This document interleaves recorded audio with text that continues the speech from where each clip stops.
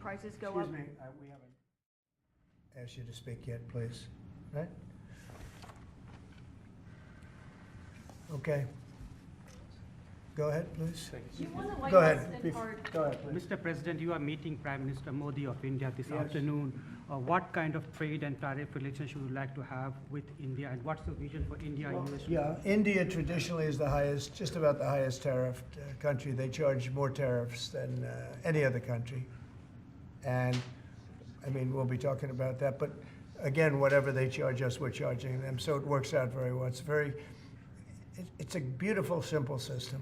And we don't have to worry about, gee, we're charging too much or too little. But traditionally, India is right at the top of the pack, pretty much. There are a couple of smaller countries that are actually more.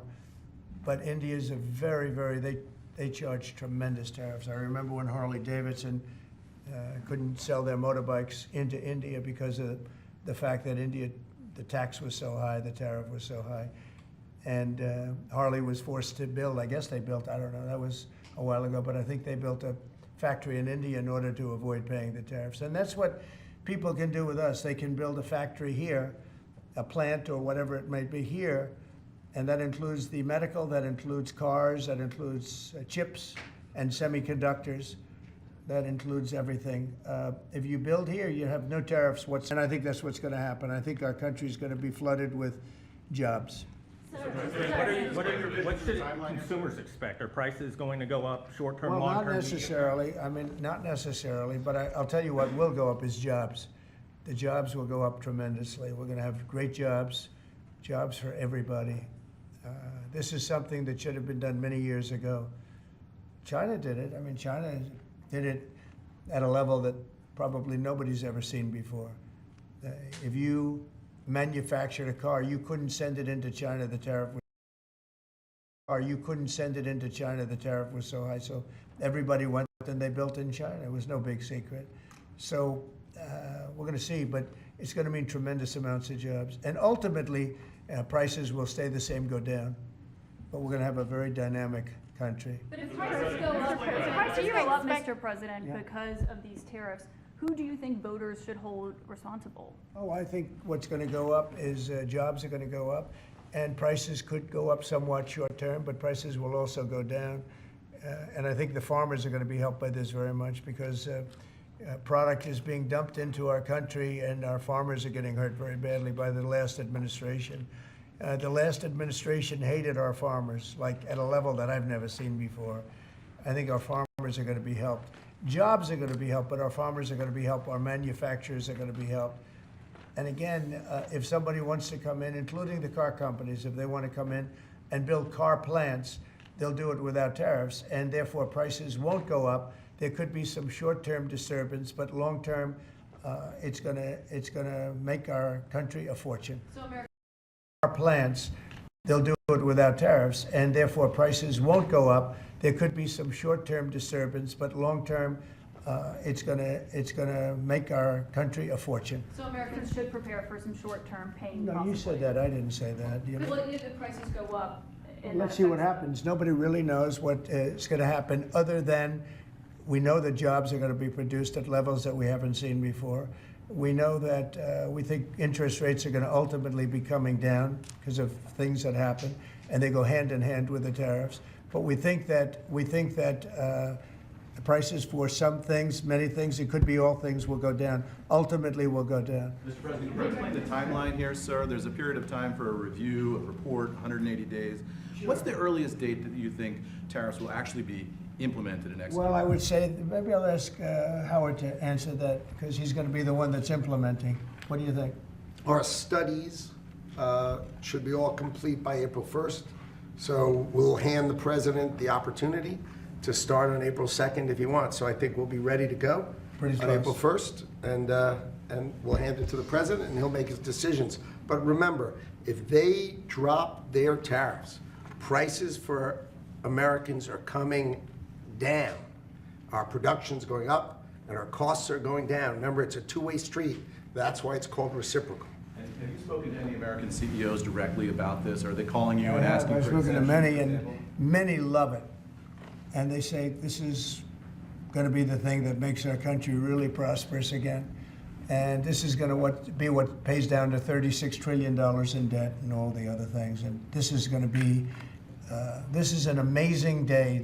I think this is going to be a very big day and in a very positive way for our country. Yes, please. Mr. President, you've talked about the VAT and the EU before and your concerns with how the EU treats you. Do you have a number in mind on the European Union? Do you have an idea where that number is going to land? Well, what they are now is they have a 20% VAT tax, which we're considering to be similar or the same as the tariff. Plus, they charge lots of fees, and they're doing something else. European Union's been very tough on our companies. They sued Apple, they sued Google, they sued Facebook, they sued many other companies, and they're American companies, and the kind of numbers are staggering. And the court system over there is not very good to our companies. If you know that Apple had to pay, I think, $16 billion in a penalty. A court case that was really shocking because most people thought they would have won that court case, people that watched it. So they've been very tough. Airlines have called me up and they said, could you help us with Europe because they're charging us so many different fees. I got a call from the head of American, United, and other airlines saying every time we land a plane, we get just absolutely killed by the European Union. And so they haven't been treated as good. We think the European Union is wonderful. We all love Europe, love the countries in Europe. But European Union has been absolutely brutal on trade. Canada's been very bad to us on trade, but now Canada's going to have to start paying up. And Canada's been tough on the military because they have a very low military cost. They think we're going to, protect them with our military, which is unfair. So Canada's going to be a very interesting situation because, we just don't need their product. And yet they survive off the fact that we do 95% of what they do. And Canada is just absolutely, I say it, and sometimes people smile and sometimes they say, great idea, but Canada, their taxes would come down greatly. Their security would go up greatly. Amazing things happen to Canada. And really, Canada, in this particular, why would we pay $200 billion a year in subsidies to Canada when they're not a state? You do that for a state, but you don't do that for somebody else's country. So I think Canada is going to be a very serious contender to be our 51st state. Mr. President, how are negotiations going with Canada? There was obviously a delay in implementing those tariffs. I spoke to Governor Trudeau on numerous occasions, and we'll see what happens. But it just sets up so good for them. Look, the people would pay much less tax than they're paying right now. They'd have perfect military protection. They don't have any military protection because and you take a look at what's going on out there. You have Russian ships, you have China ships, you have Chinese ships, you have a lot of ships out there, and people are in danger. This is a different world today. It's a different world. They need our protection. You Yes. just mentioned Elon Musk and the efforts that he's undertaking with your Yeah. authority. You granted him new authority this week. Will he secure any new government contracts while he is working on DOGE? No, for not you? if there's a conflict. If there's no conflict, I guess what difference does it make? But we won't let him do anything having to do with the Are conflict. you personally checking to make sure there's no conflicts of interest? Yeah, I am. He answers to you. Sure, he does.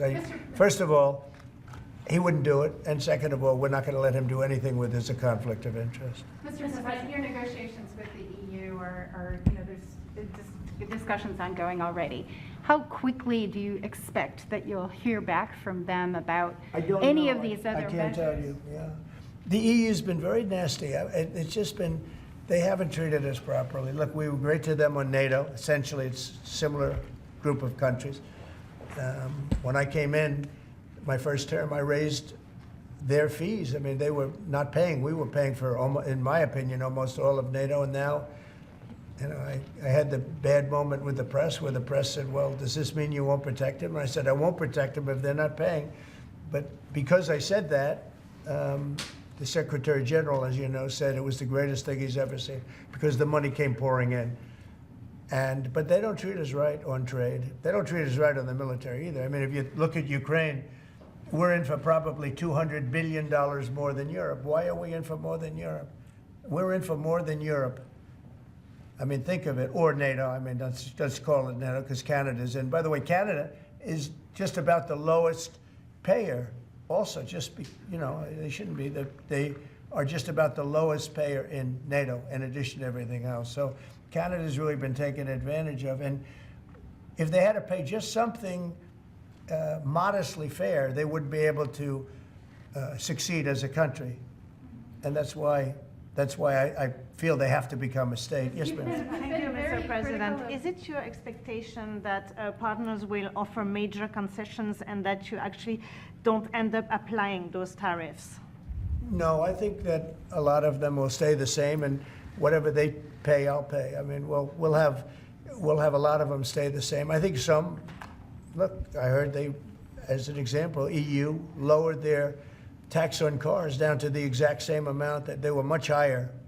They were approximately 5 times higher, and they lowered them down to the exact tax that we're charging. That took place like yesterday or the day before. Is that a correct statement? I think so, yeah. Do you expect any exemptions or waivers?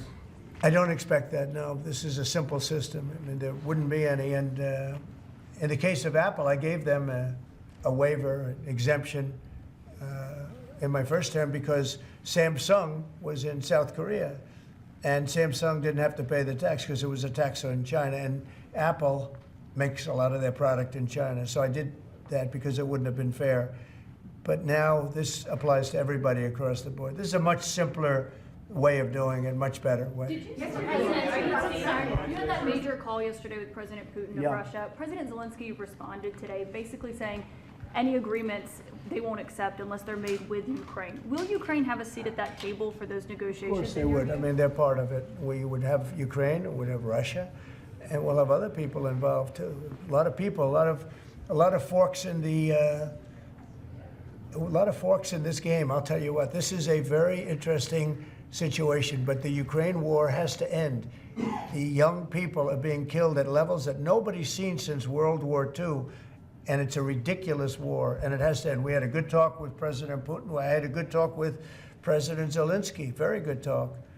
And somebody said, oh, I should have called Zelensky first. I don't think so. I mean, we have to find out whether or not Russia wants to make a deal. I know that Zelensky wants to make a deal because he told me that, but I now know that Russia wants to make a deal. Did you ask Secretary Hegseth to walk back his comments yesterday saying Ukraine won't join NATO and won't go back to pre-2014 No, borders because no, those I are didn't, no. bargaining chips you could use? No, I didn't. Somebody told me to, but I thought his comments were good yesterday, and they're probably good today. They're a little bit softer, perhaps, but I thought his comments from yesterday. I thought his comments yesterday were pretty accurate. I don't see any way that a country in Russia's position could allow them, just in their position, could allow them to join NATO. I don't see that happening. And long before President Putin, Russia was very strong on the fact that, I believe that's the reason the war started, because Biden went out and said that they could join NATO, and he shouldn't have said that. As soon as he said that, I said, you know what? You're going to have a war now, and I was right about that. This is a war that would have never happened if I were But you president. don't think it's President Biden's fault, not President Putin? I mean, he's the one. I think who made Biden it. is incompetent, and I think when he said that they could join NATO, I thought that was a very stupid thing to say. I thought when he said, well, it depends if it's a minor incursion. In other words, it's okay if Russia does a minor incursion. I thought that was a very foolish thing to say. When can we expect on autumn? Got it started. The other thing that got it started was how badly Milley and these stupid people, the bad generals, how badly they did with Afghanistan. I was going to pull out, but we were pulling out with dignity and strength, and we were going to take our equipment with us and everything else. They are, I mean, what they're doing is, what they did with that, I think Putin looked at that mess and he said, wow, this is a great time, I'm going to go in. But what the Americans said, I'm not blaming Americans, but I will say what they said had a big influence on his deciding to go in. Yeah. When Elon Musk met with Prime Minister Modi earlier today, did he do so as an American CEO or did he do so as a representative of the U.S. government? Are you talking about me? No, Elon Musk. Elon, I don't know. They met, and I assume he wants to do business in India. But India is a very hard place to do business in because of the tariffs. They have the highest tariffs just about in the world, and it's a hard place to do business. No, I would imagine he met possibly because, you know, he's running a company. He's doing this as a as something that he's felt strongly about for a long time, because he sees what's happening and he sees how the country is really being hurt badly by all of the fraud, waste, and abuse. Yeah. So how does Modi know whether he's meeting with the CEO or meeting with a representative of your government? Well, he's meeting with me in a little while, so I'm going to ask him that question. All right? I'll ask him that question. Yeah. On auto tariffs, what should we expect, sir? You mentioned obviously steel and aluminum and pharmaceuticals. What are you thinking about auto tariffs? We haven't talked about that much. I think autos are coming soon. I think they're all coming more or less at the same time. And it's not going to be a big shock to the system. But what it's going to do is it's going to bring pharmaceuticals back to our country. Much more important than the money. It's a lot of money, but it's going to bring pharmaceuticals back to our country. It's going to bring chips back to our country. It's going to bring automobile. We're going to do a lot more automobile manufacturing in our country. You know, when I did this, when I announced this during the campaign, they were going to build the largest car plant in the world in Mexico. It was almost under construction. It was just starting. And when they heard me make that statement, and they thought I was going to win the election, actually, it was a few months before the election itself, China was building the car plant. It was going to be the largest in the world. They immediately stopped construction. You can see the foundations there. They immediately stopped. When they heard I was doing this, that would have destroyed Detroit. It would have destroyed Michigan. This plant would have taken up more than almost the whole state built. And it would have been very destructive. When they heard me speak, and they said, wow, if he gets in, we're gonna lose our shirt. So they stopped building. That's the impact that tariffs have. Again, you know, I say it, and I say it loudly. It's the most beautiful word, but now I say religion, love, and a couple of other things are more beautiful, because I got in a lot of problem with the fake news when they said, oh, other things are more important. God is more important, but these are the words. But I would say it's number 4 or 5. To me, it's the most beautiful. And I'll tell you what, I think really reciprocal tariffs, those 2 words, reciprocal makes tariffs really fair. All countries, there'd be no exemptions, right? It would be all auto imports? Any exemptions now, because you don't need to. With reciprocal, you don't need to. Mr. President, Gavin Clegg just arrived at the IRS. Fox Radio. Do you have a update on the TikTok negotiations? And Yeah, kind we have a lot of that people. Timeline's running out, isn't it? Sure, well, I have 90 days from about 2 weeks ago, right? And I'm sure it can be extended, but let's see, I don't think you'll need to. We have a lot of people interested in TikTok, and I hope to be able to make a deal. I think it would be good. You know, people have learned it's very popular, and we'll have to probably get approval from China to do it, but we have a lot of people that are interested, and a lot of people, I think China will be interested because it's to their benefit too.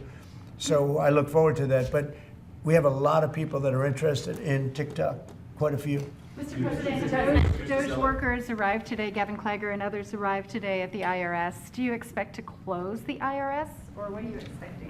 No, to I don't happen? expect You it, talked but, about the ERS. but I Someday. think that the Internal Revenue Service will be looked at like everybody else. Just about everybody's going to be looked at. So it's they're doing a hell of a job. It's an amazing job they're doing. And you know, that force is building. I call it the force of super geniuses, but it's building. And you know, they go up and they talk to some of the people about certain deals, and the people get all tongue-tied. They can't talk because these people get it. They're very smart people. We need smart people. Yes, Brian. On tariffs, sir. Yeah, Brian. Yes, sir. Mr. President, I know that during the campaign, it was huge in Pennsylvania as far as bringing back manufacturing. Have we talked to any CEOs since the tariffs were announced on steel and aluminum? What's the feedback from those guys? They are in love with it. As you know, in Pennsylvania, U.S. Steel is through the roof. They're all through the roof. That's why I didn't want U.S. Steel to make a deal with Japan or anybody else. I think it's going to do great. But I think maybe more than anybody else, the steel companies and aluminum companies, they're in love with what's happened. And this will eventually be the car companies and chip companies. We have to have chips made in this country. Right now, everything's made in Taiwan practically, almost all of it, a little bit in South Korea. But everything, almost all of it is made in Taiwan. And we want it to be made. We want those companies to come to our country, in all due respect. You know, they took the business away. Taiwan took our chip business away. We had Intel, we had these great companies that did so well, and it was taken from us, and we want that business back. We want it back in the United States. And if they don't bring it back, we're not going to be very happy. you Sir, on The tariffs, are you, pharmaceuticals as well in China. That's national security to bring that back. Yeah, China and other places. We want to get the pharmaceutical and drug business back into the United States, where it should be, right? sir, on tariffs, are you concerned that the countries that would be most affected, like India, would just shift their trading to China? No, I'm not concerned about anything, really. I mean, I'm just doing what's fair. This is a very fair thing. This should have been done a long time ago. I would have done it, but then COVID hit. I was getting ready to do this years ago, and first time we had the most successful economy in history, and then COVID hit, and this was going to be the thing that I was most waiting to do, but it was awfully hard to do this with Italy and France and Spain, and all those people were dying, and then we put tariffs on. See, I have a big heart. Sir, on Ukraine, when Putin says that he really wants peace, do you believe him? Yeah, I do. I believe he wants peace. I believe that President Putin, when I spoke to him yesterday, I mean, I know him very well. Yeah, I think he wants peace. I think he would tell me if he didn't. I'd like to see peace. Do you trust President I Putin? believe that, I believe that he would like to see something happen. I trust him on this subject. I think he'd like to see something happen. I think it could have happened a long time ago. I think Biden, number one, it shouldn't have started, but it did. And now all those cities are knocked down, like demolition sites. All those beautiful golden towers are knocked down. There's nothing going to replace them. But much more importantly, you lost millions of people. A lot of soldiers, but you lost millions of people. When they knocked down those cities, and they're all laying down on the side, they're lying down just in ashes and all crumbled up concrete. They literally look like a world-class demolition site. And many of them, almost all of them, but many of them, and this should have been done by Biden years ago. This should have never been allowed to happen. I know he's a friend of yours. But couldn't Putin just withdraw his He's a friend of troops today? CNN. That's why nobody watches CNN anymore, because they have no credibility. Okay, who else? Yes, please. Sir, if you can find a buyer in the United States for TikTok, do you think Xi Jinping will authorize the sale of it, or will he? I'm going to make it worthwhile for China to do it. I think so. I mean, I got to know TikTok because during the election, I ended up with 36% higher than my opponent with youth. Okay, that never happened before. That's always been a Democrat thing, youth. It became a Trump thing. And I think TikTok, I think Joe Rogan was a part of it. Some of the great people that I did interviews with were a part of it. But I think that TikTok was I think it was a big part. Look, as you know, we were up by 36% with youth. The Republican was never up with youth. And I focused on TikTok, and I found it to be amazing, actually, and very fair. And I think the image of TikTok is different than it was before the election. I think people saw it and they view it as a positive, not a negative. I think it'll be to China's advantage to have the deal be made, yeah.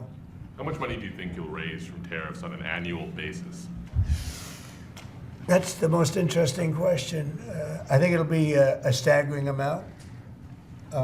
It will be the external, I call it the External Revenue Service. That was a name that was devised by a few of us, but I think it's going to be a staggering amount. We've heard the number 1 trillion floated in meetings with senators. Is that a number you've thought of? I don't know, but already the Senate's saying, well, wait a minute, they're looking at some of the numbers and they're saying, whoa, look, we want to, I say America first, I say make America great again. That's what we're doing. I think it's the most important thing I've signed. I've signed some very important things. Right to try was so important. I mean, a lot of important things. Space Force, the biggest tax cuts in history. This could be one of the most important things that we've ever signed. Do you expect the Russians and President Putin to attend the summit in Saudi Arabia? Eventually, yeah. Not quite yet. It's a little early. They're having a meeting in Munich tomorrow. Russia is going to be there with our people. Ukraine is also invited, by the way.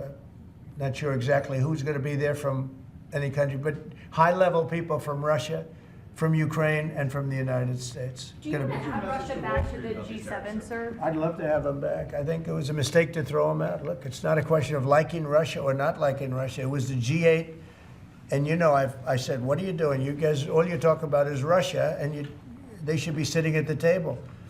I think Putin would love to be back.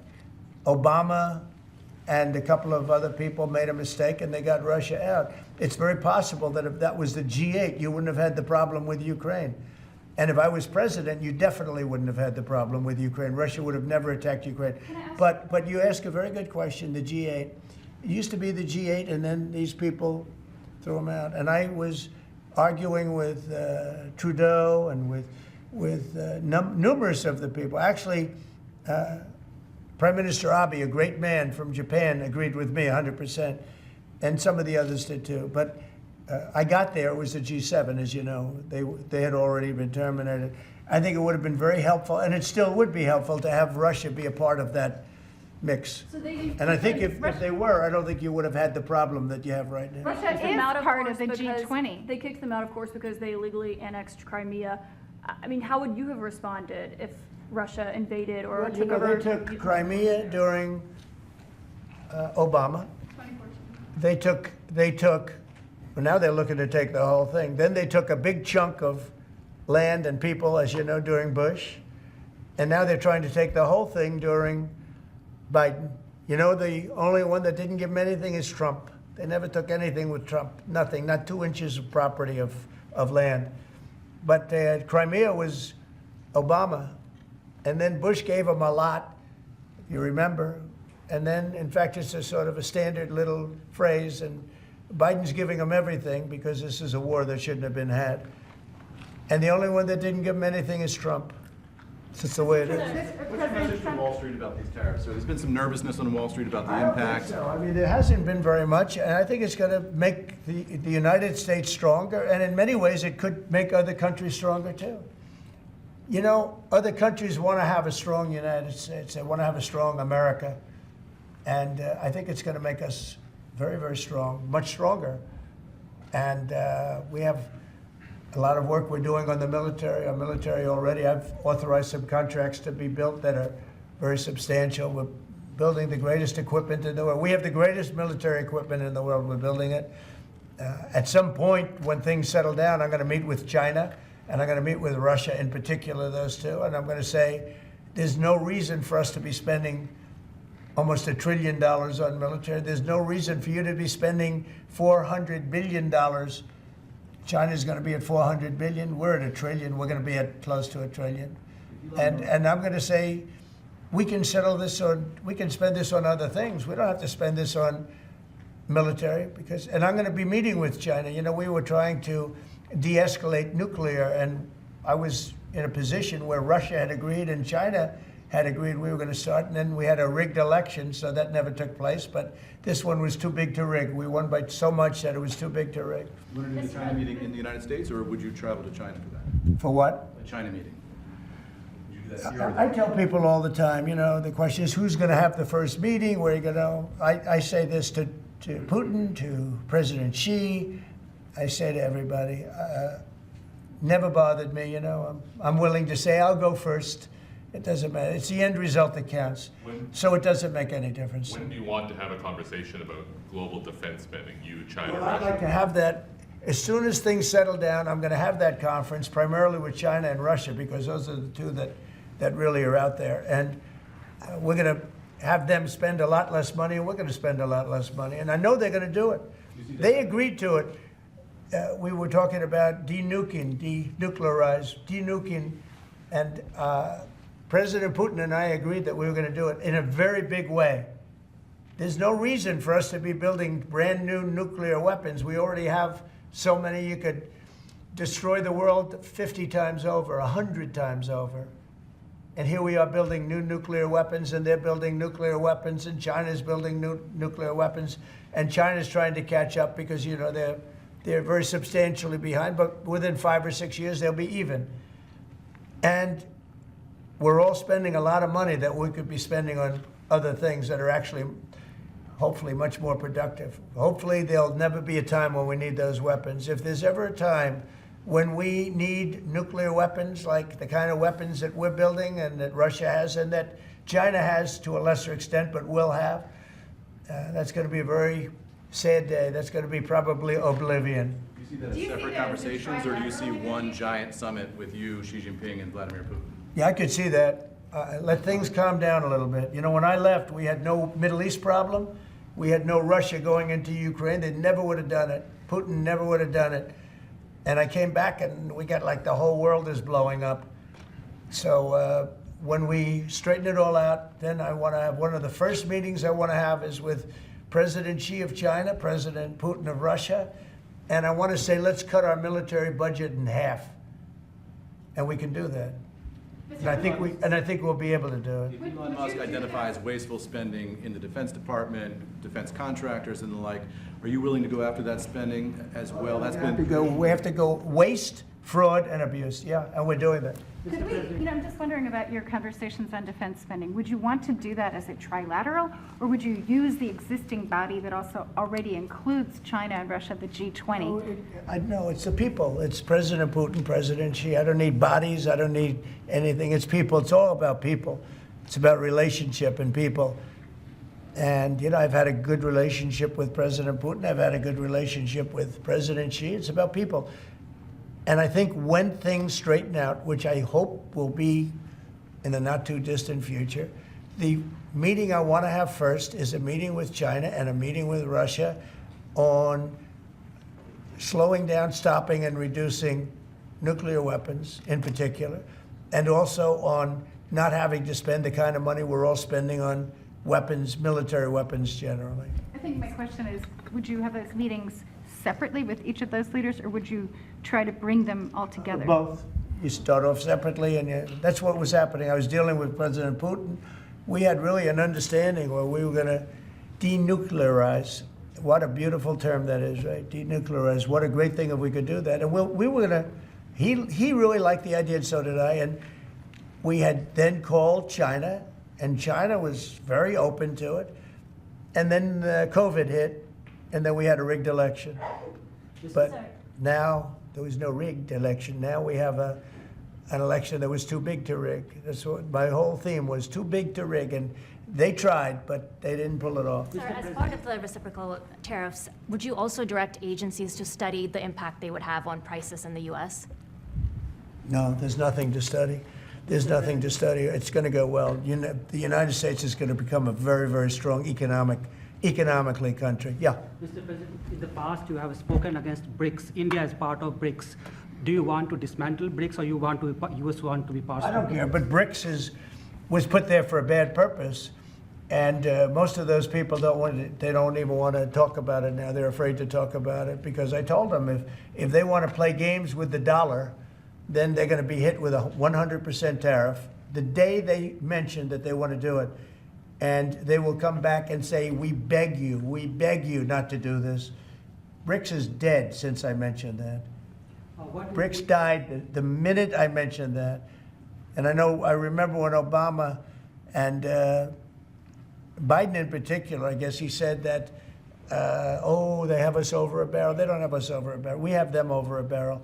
If BRICS wants to play games, those countries won't trade with us. We won't trade with them. And if any trading gets through, it'll be 100% tariff at least. On your What cabinet, would be You know what? When they hear that, what do you think they're going to do? They're going to say, look what happened to BRICS. They didn't want to talk about it. They don't even want to admit that they were a member of BRICS. That's what's happened. On your cabinet, sir, we saw Robert F. Kennedy Jr. get confirmed. He's going to come in here and be sworn in. Mitch McConnell has now voted against several of your nominees. He voted against RFK Jr. as the next health secretary, citing conspiracy theories.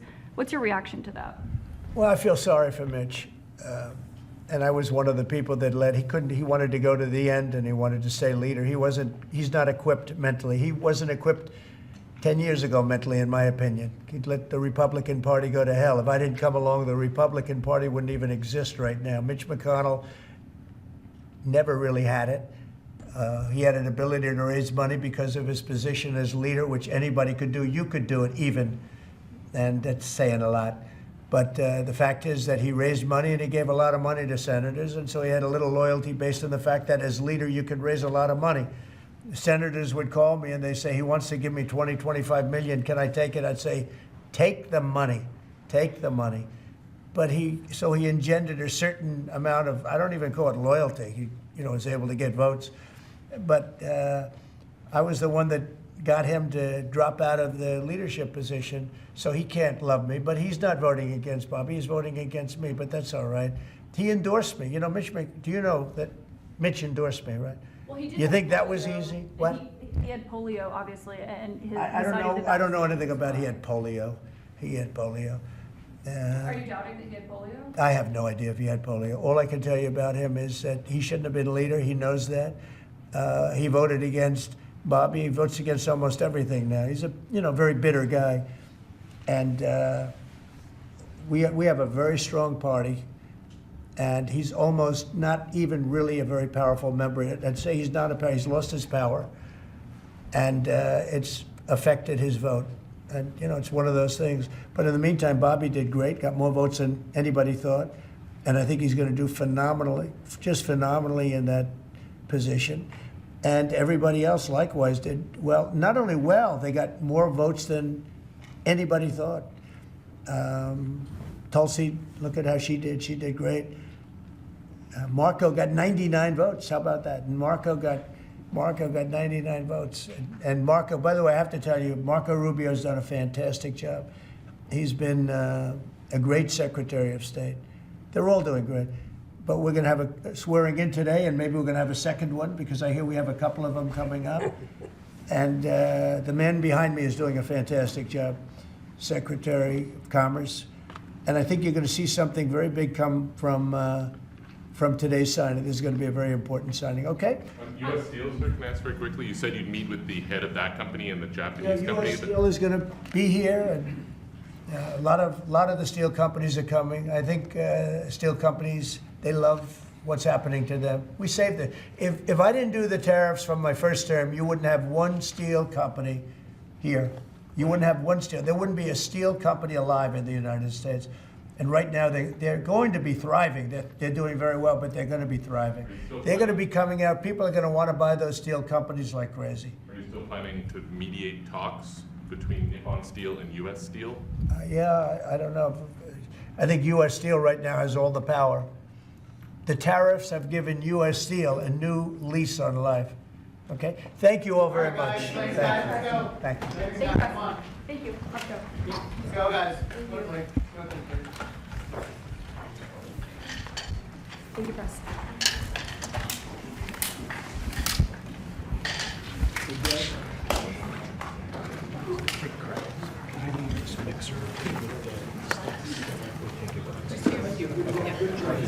We can leave the stage, right? President.